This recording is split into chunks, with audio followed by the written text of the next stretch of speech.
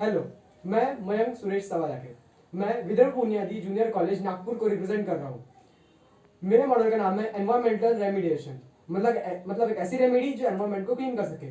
जैसे हम जानते हैं कि पूरे इंडिया में एनुअली फैक्ट्रीज से निकलने वाले धुएं का pollution 2000 to 3000 millions of carbon dioxide release करता है। अब इसी को देखते हुए हमने अपना एक सोल्यूशन निकाला। हमने फैक्ट्रीज के कार्बन डाइऑक्साइड को अपने बनाए कार्बन एब्जॉर्बर में एब्जॉर्ब किया, जिसमें हम कार्बन एब्जॉर्बर की मदद से कार्बन डाइऑक्साइड यानी CO2 के छोटे क्रिस्टल्स बनाते हैं और उसको फिर हम ट्रीट करते हैं। और ट्रीट करने के बाद उस कार्बन क्रिस्टल को हम बोलते हैं बायोचार। अब उस बायोचार को हम यूज करते हैं एग्रीकल्चर में। एग्रीकल्चर इन दैट वे हम यहाँ पे यूज करेंगे बायोचार को प्लांट की फर्टिलिटी बढ़ाने के लिए। हम जैसे जानते हैं कि सॉइल में सबसे ज्यादा मेन न्यूट्रिशन की अगर प्लांट को किसी रिक्वायरमेंट रहती है तो वो रहती है ऑर्गेनिक मैटर की।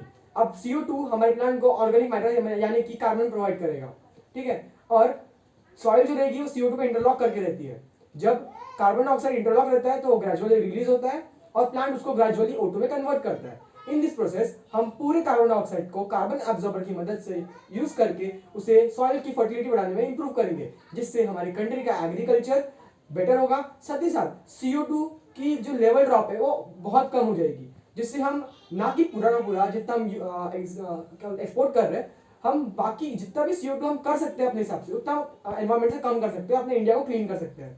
Thank you.